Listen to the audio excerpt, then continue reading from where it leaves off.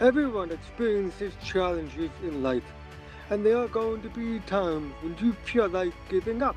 Let me share the secrets to success through adversity. Deaf from birth and challenged in many ways, I learned to look at life differently and found success. Life will never give you cotton candy, so stop looking for it. Join my podcast and learn the secrets of success through adversity. Stop making excuses and start taking action. I'm your host, Jordan Lavin. Welcome to All Good Things Start With You. Welcome to today's podcast. I have Melissa DiVietri here with me today. She is a wonderful woman and she is, an event planner. She is a magician. She does so many different things, and I am very much looking forward to hearing your story of not only all of the above, but also how she has overcome disabilities through the years. So thank you very much. It is an honor to have you here today. Thank you. Hi, everyone. I like to go by Melly. It's really a blessing to be here and be able to share my story. So thank you. Thank you. So let's start with the what I'm inspired by. I'm inspired by your drive and magnetism. What is it about the world of social media and marketing that really drew you in? So I started my social media journey when I was 15. I created MySpace profiles for people, and I like the idea that you could connect the dots with someone from all around the world just using a platform. So when I started this young journey, I realized I was really good at it. And I started to share my story and talk to people about who I am and what makes me tick. And that's what unfolded me into starting an agency. So I created a full-blown social media agency. We're an all-ladies-based agency, DI Techno.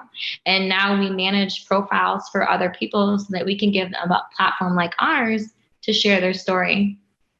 I love that. And the fact that you were able to do that at a young age takes a lot of dedication in understanding of how everything works.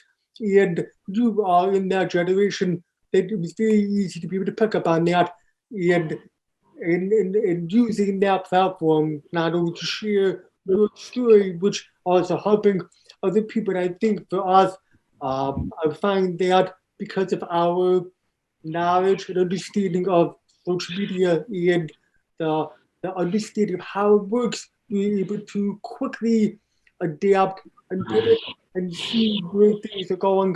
And I believe that's what makes people successful is be able to have their foresight to make these things happen. Yeah, it's since that time, I'm now 32. And since that time, I've been able to put my story on platforms like TikTok and YouTube and my own blog. Mhm. And I'm finding people through like the rabbit hole, we say, that see my story. Someone on Instagram from South Africa messaged me and said on Instagram last weekend, and she said, I have the same condition as you. I have these questions about relationships and starting a family. Can you give me some guidance on like what you know as far as like what to prepare for? So I tell them like a personal thing so that we can connect and share trust. But then I give them information on my blog so that they can like physically hear me speaking about it, because it's about sharing. And if you don't know, you need to ask someone that has your condition, which my disease is called sacral agenesis. I'm using forearm crutches to move full time, but I was wheelchair bound for half of my life. So to me, this is independence, even though I also call them like my curse. They're my chains that you can see, but I don't let it limit me. If anything, it defines me, because people like this woman on Instagram, she's just one of a dozen stories that find me each week through social media.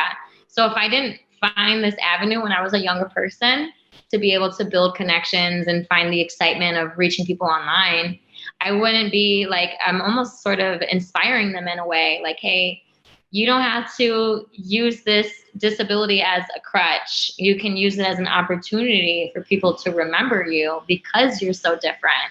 We look different. All of us that have this condition, most of us don't have bodies below our ribs. So we're in a wheelchair. We have very small feet. I have a full form body, but I'm smaller, but you can recognize me. And that's a lot of anxiety. But I'm using social media to be like, this is what it is. There's nothing you can change about it. You're going to have to just accept me and embrace me for who I am. And that's how people are like, wow, how do you stay so confident? And I'm like, look, you're the one that's fueling my energy to be happy. So if it wasn't for you, there really wouldn't be a me. I absolutely relate to that because I've had that too in the past where someone will contact me and ask me, questions, same exactly you just said. How do you remain so positive? How do you, it's just because it becomes part of our nature. We don't think about the negativity of it. We are always saying, like I always say, like never take no for an answer. How do we keep getting to the yes? And the more questions you ask, the more things you're able to develop and get to where you want. And that's where I'm really taken back by that to be able to talk to someone in that capacity who understands that. And it's not that other people don't understand that. It's it just becomes our second nature, which is easy for us in that energy and that vibe, raising that awareness allows other people to see that when they look at somebody like yourself. Wow, look at that. It's amazing. And that's kind of easy into my next question. You mentioned that you were, in a wheelchair first. Was there a transition period of how you were able to did someone or something happen or not happen? I mean, how did you get to that point where you realized I could be out of the wheelchair and begin to use crutches and you saw that that was going to be a positive change in your life? I as a young person with this disease, they didn't exactly have any research on us. So the other name of sacrogenesis is called caudal regression syndrome. So I was sort of the guinea pig because it wasn't until I was 13 years old that they could actually identify this rare spine disease. So the spine condition, you're missing your sacrum. So the whole back piece is missing. And my spine is very twisty and interesting. It's like multiple sclerosis. It's like 40,000 plus. It's very intense. And my hips are not in their sockets. But when you look at me and you see me, you would never know that there's so much like going on internally because I hold it very well. And I've always been able to hold myself well because if you want to have a unique lifestyle, your psychology has to be very strong. Mm-hmm. So I was going through these battles with my own body, like, you're never going to be able to walk. You're never going to be able to do those things that you want to do. And that was sort of that like fire that taught me like, no, I don't think so. Like if I work at it every day and I'm like doing physical therapy, then there's got to be a breakthrough. So I did all of these surgeries, these like testing and these research. And finally I was like, all right, no more surgeries. I had 14 surgeries. So I stopped doing surgeries when I was 21. And I was like, I'm going to try to do this on my own. I'm going to build my body myself. And that's when I was able to be like full-time independent on crutches. And I have a very wonderful support team. So one person in my life, her name is Skylar.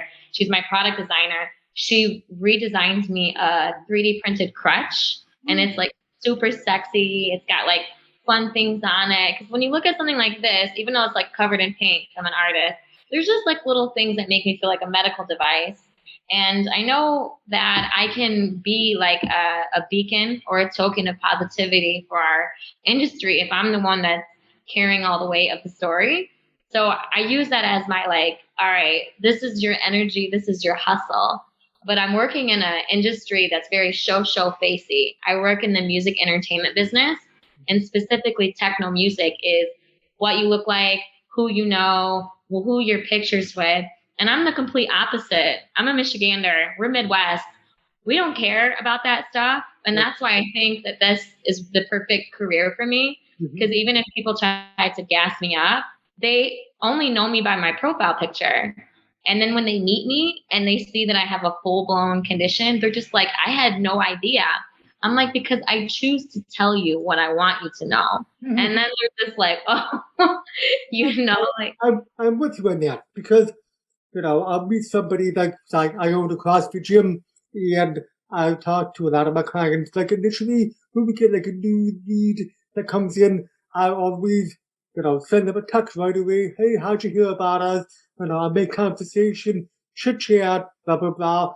I get them into the gym, and they have no idea that I'm deaf. And It's like they're like, oh, and I'm like, oh yes, what now?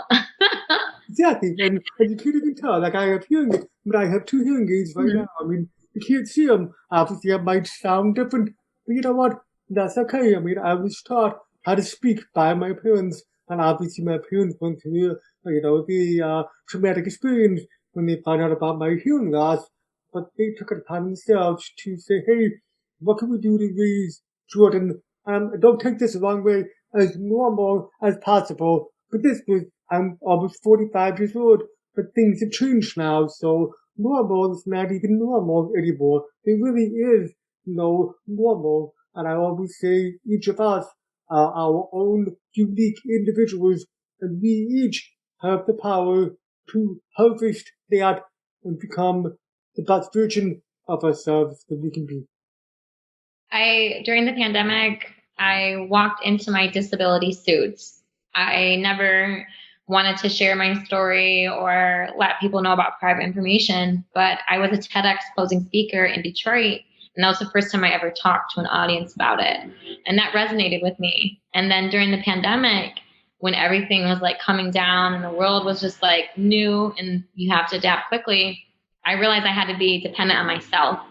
So I started using my disability as a leverage so people could find me and understand what my story is so they could support me. So a lot of the events that I'm hosting with art and music festivals, there's a mission behind self-empowerment. A magazine recently published an interview that I had, and they said that I'm breaking the barriers for people with limited mobility. I'm making our events completely ADA compliant with ramps and entrances and the proper bathroom. And I'm creating this playbook now for how events should be properly crafted for all bodies, for inclusivity, not exclusivity, which is what my industry is mainly about, is exclusivity, who you know. And I like to disrupt. That's just what I like to do. I don't know if it's because at heart I'm a Detroiter and we like to have that like physical haha, like that's just our attitudes. But I also want people to understand that if you're not educated and you don't actually know that this is a problem, I'm going to show you that this is a problem. And with our last event in Detroit, we had an ADA platform, we had entrances all accessible, bathroom. People were just like, came up to me and said, "You did everything so perfectly organized." I'm like, yes, because this is an everyday struggle. So if I'm showing you how to do it right, then you're going to be taking it back and saying that other people should be doing it this way too. And it was a huge interview for me because now I can take that and show it to other events and say, do you want people like us there? Because we're the ones that are the most interesting in a way. We're unique and it's the new normal. That hits the nail on the head because you came up with this and you did the worrying for these other people so that when they're thinking in their well, I gotta go to the bathroom or I've gotta go do X, Y, Z, it was easy. It was right there in front of them. They didn't have to think about it or worry about it. And that's where it goes to understanding, like I said, all disabilities and be able to help everyone. And that's kind of one of the things that I'm trying to do to help bring out the awareness that, like for me, I have to think about if I'm going to a restaurant, for example. My wife knows that if I sit at the side of the table, I'm not going to have a good time. But if I sit at the end, like the table's long, if I sit at the end of the table, I can see everybody, and I can read their lips, and I can get all the conversations. So little things that I didn't even think about through the years, she began to recognize. So it's that type of stuff of bringing out the awareness and the understanding and letting other people know it's okay. Here are the steps you can take to make that happen. She compliments you very well. My friends, they specifically sometimes put me through like a little game to see like, oh, Melissa can do it. I'm like, no, not really, guys. Like, pick me up.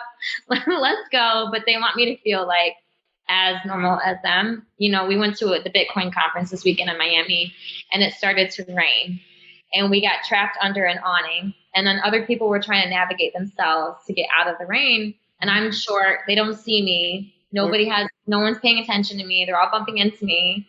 And my friend was like, bro, don't make the girl on crutches move. What's wrong with you? And he's like, I didn't even see her. And then they act like I'm not standing there. And it's those like situations where I'm like, I'm glad I had someone say something for me, because that makes me feel really nice. But also it's like a social awkward feeling. Like, look, I'm trying to be out just like you. Why are you making more attention to it? I think it's also a personal battle where I just have to like let it go. I'm sure you feel that way too. Like just other people just let it go. That's actually one of my 10 good habits that I've developed through the years, and one of them is understanding when to let go. And that's part of, for us, is like you said, some things are gonna bother us. But we've learned, you know what, gotta act fast and let that negativity kind of push it out the other side, because we have more important things to do. And we don't have the time or the mental capacity. Well, we do, but we don't have the time to be adding up all the negative things that are going on. We'll never get anything done. Yeah, it's I think we share the same sort of schedule in the day. Like, because I have a disability, I have to work with advocates and disability rights and caseworkers and Senate's office and governor's offices. Sometimes I find myself half the day just going back and forth with different advocates because I have pre-existing conditions, and I'm trying to find resources for myself that should be readily available for people like us. But it's kind of like almost a fight just to like say like this condition's never going away. And because I haven't been in the hospital in 5-6 years, knock on wood, I'm holistic. I moved to Indonesia when I was 26 and I became holistic. Everything was about mind, body, and soul. So I don't take any medication for my pain. I use a lot of CBD for my shoulders, and that's it. And that's a huge win for our disability, because I know people that have had 40 plus surgeries and they're still in a lot of chronic pain. But I've made my mind realize it's just pain is temporary. Emotion isn't forever. If you hold on to that emotion and you bring awareness to the pain, it's going to affect you. So when people give me their problem, I'm like, look, I got other things going on up here that I need to be focused on versus, what you have to tell me. But I'm organized. I delegate. My team is motivational, and it starts at the top. Even though I have a condition, it's like they see that as my warrior shield. They're just like, she's just a champion. She's going to bat for us all the time. And because I have this strength in managing pain, I also have a strength in managing people's psychology. I don't let the small things get to me. I don't stress about a lot of things anymore because I realize there's really nothing that you can do in that moment of time that's going to change anything. I'm like, why do I have to worry about it if, now I have a legal team. I have 3 lawyers that work for us, and I love them because I should have done this a long time ago. When you start to grow, other people try to clip your wings. And because I have a physical disability that should be limiting me on everything, I'm actually doing more than the average person, because I'm like, look, my life is a lot shorter than the normal person's lifespan. It's just what it is. Like, my body is not as strong as you. My bones are really weak. My hands are torn. I'm going to live it to the absolute maximum. And that's how I plan my day. I listen to motivational podcasts in the morning. Denzel Washington, Les Brown, a bunch of other people that kind of get me ready and fired up, make my list, and then I go at it. Like, I'll start at 6:30 in the morning and sometimes end almost midnight because I'm so entrapped in this world online. I would It's intense. understand that. It's intense. My brain goes a million miles an hour because I'm also ADHD, so that doesn't help too. So, but I love your aura of everything that you're talking about because you are 100% right. As someone who's been in the fitness industry for pretty much my entire life, I have seen the effects of keeping your body healthy. And when your body is healthy, everything fares properly. And talk about the holistic approach of healing your body.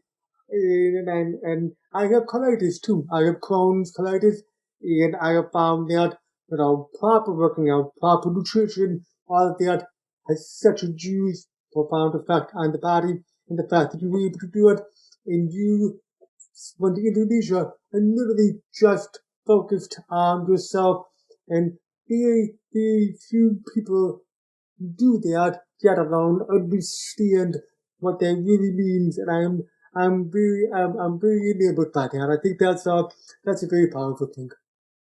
It was scary to go all across the world and not know anyone. I had a job offer with a major magazine in Detroit, and I said, "Look, I need to go to Bali for 2 weeks. I've got to do something for myself, and then I'll see you in 2 weeks." I get over to Bali and I'm like, "Oh my goodness, this could be a huge breakthrough for me as far as like becoming healthy." So I did not accept the job offer. I lived in the paddies. I rebuilt myself with coconuts and massages. And then I like trained my mind every day. Like when you start to feel like this is pain, put your mind into something else. So I'm an artist, and the paintings that are all over my wall, these are mine. So when I feel like that moment is coming, I pull out my creative touch, and I've been painting since I was 5. So I have 4 art galleries around the world, and I street paint in Miami because I make art festivals now. And I try to tell people, you need a release. So if you are feeling like there's a struggle or there's something going on in your life, go do your release. Like put it inside that thing. And that's why my paintings, I think, are pretty nice, because I'm just like putting everything in it, and then I never want to think about it again. If I had problems with the bank or problems with my caseworker or who knows what, I put it in there and I'm like, look, done. Name of it is overdraft. I can relate to that because my lovely wife, Hillary, she is an artist. And if you were to come into our house, there's got to be at least 30 different pieces of art all over the entire house. And she's just the same way. If she's feeling down, something's not working right, she's in that, dining room area that overlooks the water, sits there, and she paints for hours at a time, and I can't talk to her. And I can't talk to her until she's done, and I'll to send you some of the stuff. But yeah, that's I think this stuff is really good. So I would love to have her, get more involved in the out stuff. And she's more of the low key. Let me tell you, I don't want to deal with anything else. You know what I mean? I started to build my network of people around me as artists. So when you are passionate about something, you should have other people that you can talk to about that thing. So I created group channels and weekly Zoom chats and Facebook groups now, and I'm throwing all of my friends of Detroit into these pieces, and now recently Miami, and we're back and forth sharing each other our art, our Instagram, our lives. So I'm building an ecosystem of people that are like me, because they know that we're going to continue making these events, and these will be opportunities for us to sell our work, to make money off of our passion. So there is a method behind all of my madness, and people see it. They're just like, I see what she's doing. She's thinking future. She's thinking long term, because it's not going to happen in 3 weeks. It's going to happen in 3 months or beyond. And a lot of the facilitation of our events, they've taken us, throughout the pandemic. It took us 9 months to orchestrate the last festival during the pandemic. We were the first event that Detroit has seen in a year. It was intense. A lot of people were telling us we were crazy, we shouldn't be doing this. And then when it happened, when we saw all the people together, we had 20 live painters, 44 DJs. We had 4,000 people come through in 2 days, and all this news coverage. This is how you recently connected with me. If I didn't start those platforms, a year ago, it wouldn't have turned out so beautifully today. So I'm just trying to continue growing that art network, because I think there's something to say about art. If there's art in the room, it just makes you feel better sometimes, you know? I'm with you on that. And I agree with you, because I grew up in the, my parents are very, my parents are very colorful. Their art, they liked Romeo Guido, all that pop color, all that stuff. And then my wife comes along, and she has this painting stuff that's, I think it's beyond beautiful. And so I like that aspect of it. So we'll share some of that stuff. And speaking of that, we're talking about art. Let's talk about music. What is it about music that plays into your work in your personal life? Our motto for the agency is music is the answer. I've traveled 38 countries in 8 years. So every time I'm traveling, I'm hosting showcases. And I'm hosting these showcases in countries where I couldn't speak the language, Colombia, Barcelona. And as I'm doing this and putting all the marketing together and facilitating lineups with techno, I'm realizing that all of us are connected by the beats. We're connected by the dance. Even though we can't physically or we can't understand each other, which I kind of did a social case for myself, is like half the time I meet someone in Colombia, more or less they don't have any English, and I'm the first person that they've spoken to that's an American. So we don't have that. We're working on that language barrier. But once we start putting music on, people just all of a sudden become your best friend. Where are you from? ¿Dónde estás? And I was like, wow, this is my niche. I'm gonna continue hosting these showcases around the world, Colombia, Venezuela. I've traveled all of Central America, and they're just like, and you came here by yourself and you did this on your own? I said, yes, I orchestrated this entire envision online with all of the people through WhatsApp. And then I show up and we make the event. And it's just like, how is it done? It's done because I'm focused. I'm focused on what I want to do. I can literally see the entire event unfolding. And that's what makes me like, I can execute, right? So now we have a team. And my team has been like super great. They're helping me with communication, all the stuff that takes a really long time, like going back and forth, and things should be like more easy. And I'm working on the business development pieces, like getting the sponsorships and finding the right space, because it depends on the space. You want to make sure that there isn't like a barrier for folks like myself. That's the first contingency, is like, is there an elevator? What's the parking situation like? What are the bathrooms look like? And those three things, if they look okay, all right, now you can show me the warehouse.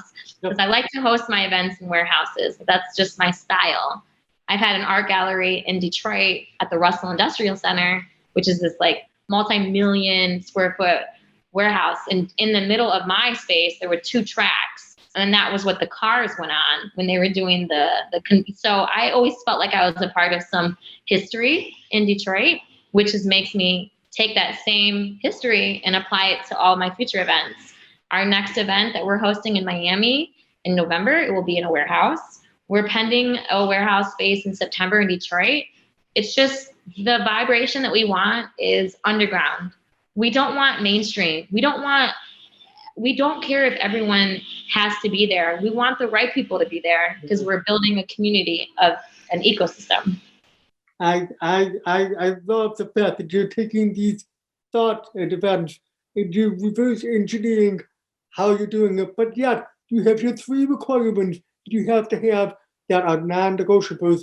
And the reason that is, it's not just for you, but for everybody else, but it makes all the other event planners or anybody else that you're working with realize that in order to make something successful, to be catered to all abilities, you need to be able to do that. And I think that's a phenomenal trait to have in thought process, to be able to do that. And not everyone can do it as well as you can.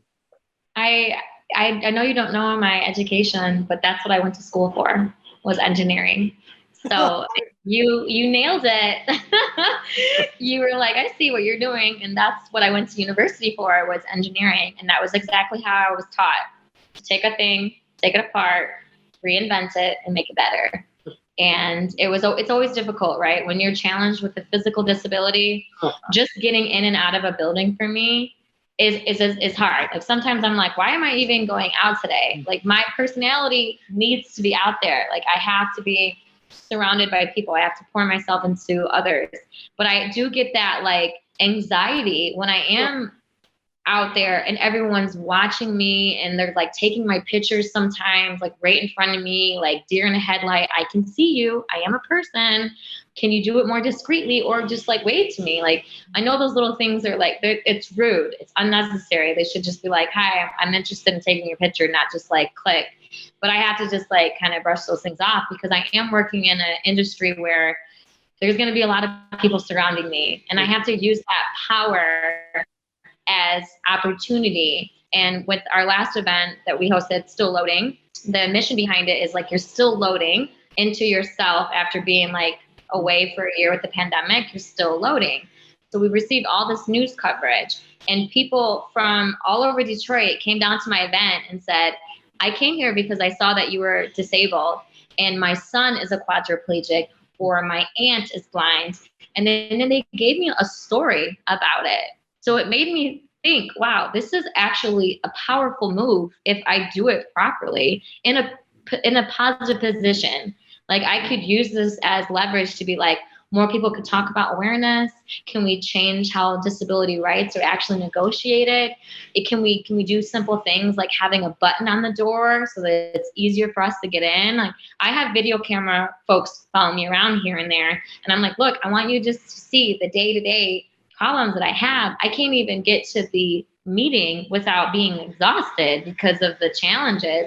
But I take that with grace. I take it with grace because if it's not me, it's somebody else. And I would prefer for it to be me because I think that I can mentally handle the challenge. I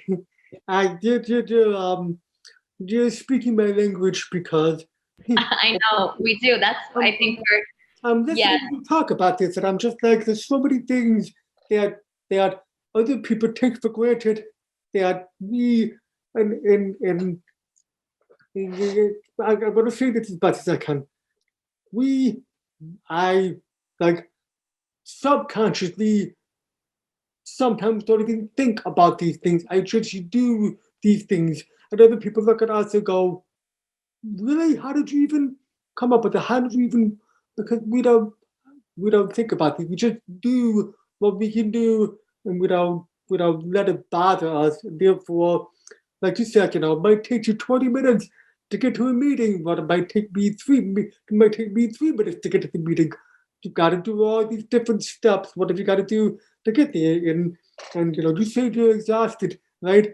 And I understand that because at the end of the day, I'm exhausted too. Because not only am I trying to listen to what you're saying, but I'm reading your lips right now. So my senses are much more aware, and I believe yours are too. If you know what I mean. I think that's beautiful. I have a story similar to yours. The card that I was just holding up, he's a venture capitalist and he is a quad. So I met him at the Bitcoin conference and we started talking at the after hours, and which is like an after party. Mm-hmm. And he was trying to show me something in his satchel, and I wasn't clicking, and I should have clicked, but he can't move his hands that well, and he was like pointing to something. And then I was looking around and he's like, no, I want you to grab that card. I should have immediately known what he was trying to tell me, but he was being independent and also being sweet. But even myself, a person that has challenges with my crutches and everything, I don't always see it right away. But after we finished talking, a flood of people walked over to him and started talking to him. So it was kind of like one of those, like letting people know we're normal. Like, don't be awkward. We're just like you. And it was amazing because I saw one person specifically just like chatting him up for 45 minutes. And I was like, I think we did that. Because people saw me trying to figure out what he wanted. Mm-hmm. And then it turned into like everyone kind of watching us, but it's fine. I mean, that's the awareness, right? Like, mm-hmm. I didn't know he wanted me to do that. He was being sweet about delivering it. And maybe I can also deliver more nicely too. I just get to the point of like, I'm fed up. I know. I could be nicer, but I'm working on it. I just get so, I'm sure you can relate. Like, as you said, like other people take things for granted. I look at people now, especially during the pandemic, and they're, not to get like political or anything, but like they're collecting unemployment. They don't want to go back to work. They have this like lazy mentality. And I'm thinking, I don't have a choice. I have no options. I have to continue the business. I have people that depend on me. We can't collect unemployment. We can't close our doors. We have to adapt to the new world and what that looks like as far as like technology and what people want and COVID policies. I'm not allowed to take those easy outlets. So I've changed my entire circle around me. Everybody around me is different now. I'm only allowing people that want to support me and go up with me and elevate with me. And when they call me and they talk to me, it's positive, it's wonderful. Before, I would just let everybody in and just take my energy. Now I'm like, no, look, I see what you've done all through the pandemic and it wasn't successful. Like we can't be friends anymore. Like, I'm sorry, it's you, not me. But that's the thing, you're being direct, you're being to the point, and you recognize, you know exactly what you need to do for you. And if that other person can't help you with it, then move on. That's just okay. You can't expect to be friends with everybody. And I learned that the hard way through the years of, just being friends with people, business connections, all of it. You learn who you want to associate yourself with. Once you figure that out, the sky's the limit when it comes to that. And I think you're very fortunate to have that foresight and have that support system and allowing that support system to help you achieve where you want to go. And that's been the biggest thing that I personally learned through the years. I mean, doctors and specialists were told that I would never be able to speak, that I might have physical disabilities, I might not be able to hear, all these things. I mean, I have a 90% hearing loss, which means I have 10% residual hearing with the, each of the hearing aids. But, I've been told no so many times, and I'm sure you have too, but no in my eyes means yes. I would have never actually guessed that about you until you shared that. So thank you for sharing. I would have not known that your hearing was at that percentage because the way I speak fast and the way that you articulate me is like I feel like you already know what I'm thinking because maybe that's our psychology. We have something that we have to grow into and empower. We don't have a choice. And I'm not sure, like maybe we can talk a little bit about this, but the relationships in my life are extremely minimal. I don't trust everyone like I used to because my story is private. I used to let everybody in to try to help me, but then I realized they were just trying to gain from me. They weren't really there to be my friend. They were there to earn the same things that were coming at me because my business has always been successful because I don't take no for an answer either. I don't leave options. That's what my team says. My team's like, we love working with you because you don't leave any options for them. And I'm like, look, it has to be me that delivers it like that. But I deliver it in a way that shows that we're in this together. Like, this is not just me and my agency. This is my team's agency. So I have been sharing more with the team because I also want to have not just a hustler lifestyle. I feel like I wake up every day and it's just work, work, work. After I've taken a week off from the festival ending, I kind of like the life of just like kind of spending some time to enjoy it and working on myself. So I want to work on having better relationships because you mentioned that you're married and you love your wife's artwork. Me specifically, it's more difficult for me to find somebody that is strong enough to be next to me because of my physical difference. People are always watching us and the attention's always on us. So I really have to find that person, that light that's okay with everyone always paying attention to us. And even though everyone's watching us, the only person that he's focused on is me. And it's just been very difficult. Like, I haven't had a relationship in over a year because of this. Like, it's not an awkwardness. It's just more of like, I'm a strong woman and you need to be a strong person to be next to me as well. That's it. Like, it has nothing to do with other people watching us. We work in the entertainment business. It's always going to be like this. Mm-hmm. And that's I can relate and understand that because, for me, I mean, we've been married for 12 years now, and it has not. Let me tell you, it has not been easy. We've had multiple conversations of, for me, it's you talk about keeping everything private.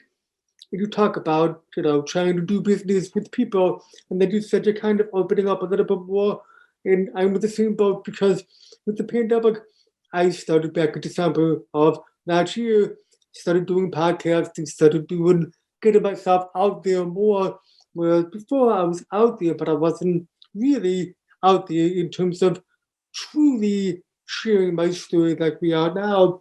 And I'm finding that a little bit more therapeutic in a small sense, and it's allowing me to dig deeper into what I'm really all about. It's allowing me to really share that with other people. And when I'm, interviewing people on the podcast and I'm hearing their stories, it makes me feel about it because we all are thinking and feeling the same thing in that aspect.